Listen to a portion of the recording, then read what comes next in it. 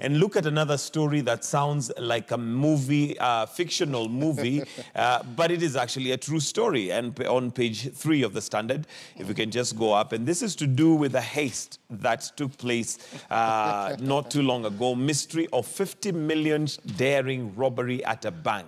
Now, we've watched movies where we've seen this happen, where people literally dig themselves out of prison. If you remember a series, Prison Break, was basically based on this guy who was trying to get himself out of prison by digging himself out. But this now is a bank where one might say it's an inside job, but definitely a job that seems to have taken a lot of planning, a lot of background work, and, well, digging literally to 50 million. Yeah, it's very unfortunate, but also it portrays the creativity of the Kenyan citizen. You realize that Kenyans are very creative, and they have won so many awards in their creativity. But this one was beyond that level of creativity. But it also paints a picture of the vulnerability of our banking institutions, especially those banks that are operating within highly populated areas. Because a building that is operating as a bank is bordering with the other business institutions. So how safe are these banks? Because it has given a clear indication that you might be here on the surface, but something is going on the underground. Yes. But I think this case is very easy for police to investigate, because it starts from the person who leased out the house where these people have been operating.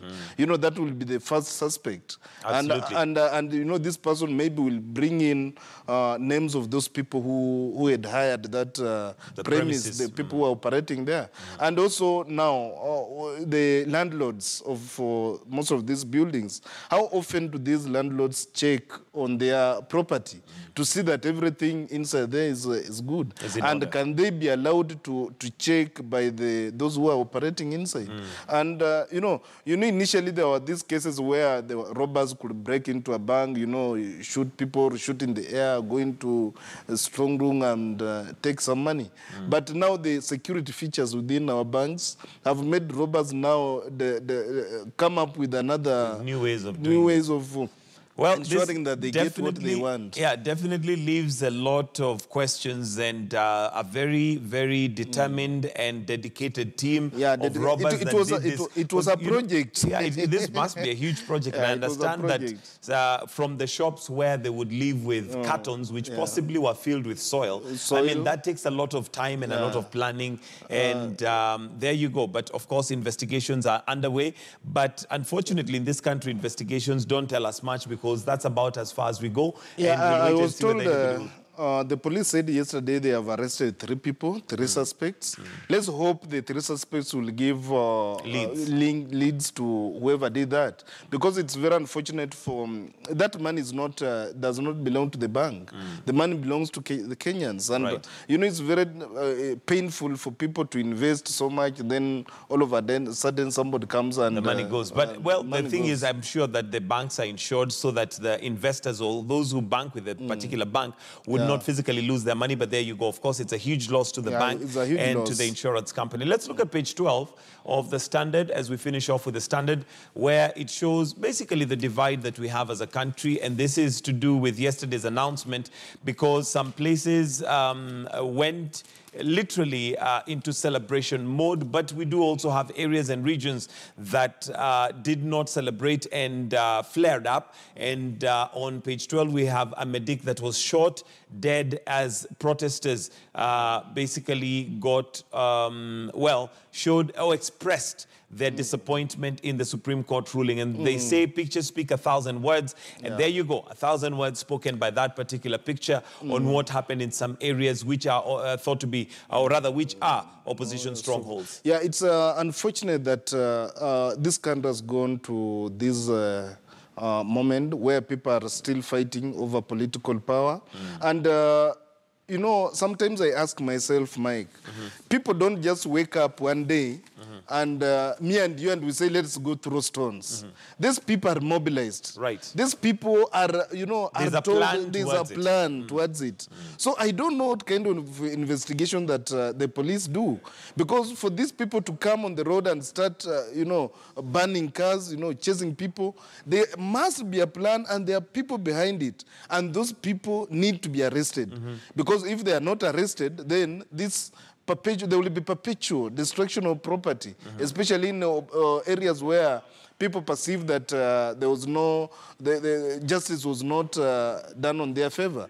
So I think the investigative arm of this government should be very, very strong to ensure that those who perpetuate this kind of violence, those who plan, are brought to book and prosecuted. I told you earlier, when the court nullified the presidential election in August, we didn't see this kind of riots in some parts of this country where they failed. They had been injured by the ruling of the Supreme Court. Why do we have these cases of rowdy youth, these cases of violence, just particular in some areas, you know? That's something that we need. Is it because most young people are jobless or they are just available? Or could it be that sometimes, because when you look at the celebrations that took place in Jubilee strongholds, they were peaceful. They were peaceful, but there was no police presence. Is it possible that sometimes maybe the police also make the environment a bit more volatile? Now, if you say the police, okay, we can still blame the police, but to some extent, now,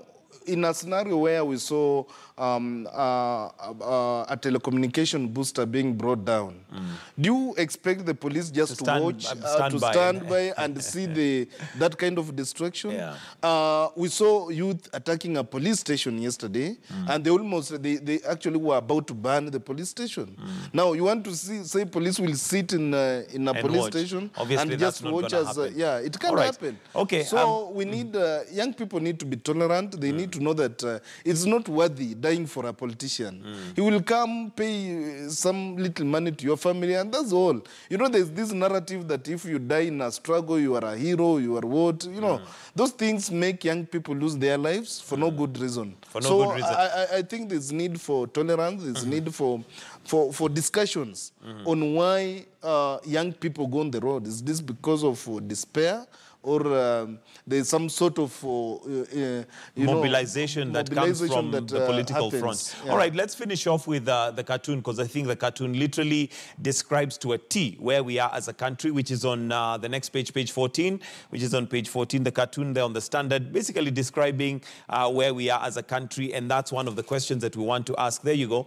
And that is Wanjiku. And Wanjiku always seems to be the one who bears the brunt of the issues that take place, and here she is again, yet again has borne the brunt and has been divided right in the middle. This cartoon, I think it exactly depicts what is happening in this country, because Wanjiku goes to vote, knowing that his vote will count or her vote will count. But after the results are out, then it's like Wanjiku's vote does not count. And, you know, the person goes and goes and goes, the person who was voted for. And those who are left, you know, the current constitution highlights the issue of the winner takes it all. Right. So the Wanjiku in the person who has taken it all feel like, okay, we also might benefit. And the Wanjiku in the part where the losers lost it all, it feels we have lost with that leader. So it's a high time we change the narrative in this country and, you know, build our democracy on ideology. I was looking at the story from the Germany, you know, politics. Merkel got almost 30% of the general election that was just held this September. And she's negotiating for a government of unity. But most of the people he's discussing with are not willing. Are not willing to discuss. Are not willing to be part of her government. So, you know, she's also facing a crisis of policy, you know, issues of ensuring that the government is running. And the government can only run if we join forces, both the opposition and those in government, to ensure that we live together as family. This is our country. All right. We don't have any other country to go to. Absolutely. And that brings us to 6 minutes to 7 o'clock, time for us to wind up the newspaper review. We had already looked at the headlines on The Nation and The Star. And it's basically one headline talking about the Supreme Court ruling that took place yesterday, upholding the election of the 26th. And of course, now setting into place what we call a predictable path of the Constitution, with the president being sworn in, president-elect rather, being sworn in on Tuesday, the 28th. That's this coming Tuesday. And that's going to be part of what we're going to be discussed right here on The Political Point. What responsibility that the opposition has vis-a-vis the responsibility that the president has and the government to make sure that Wanjiku, as described by the cartoon here, does not remain in this, but she needs to be brought together, and hopefully some thread of unity sewn on her for her to move on. So it's now 5 minutes to 7. We're going to take a short break. When we come back, we've got some stories making headlines, but also Political Point lined up for you. Remember, later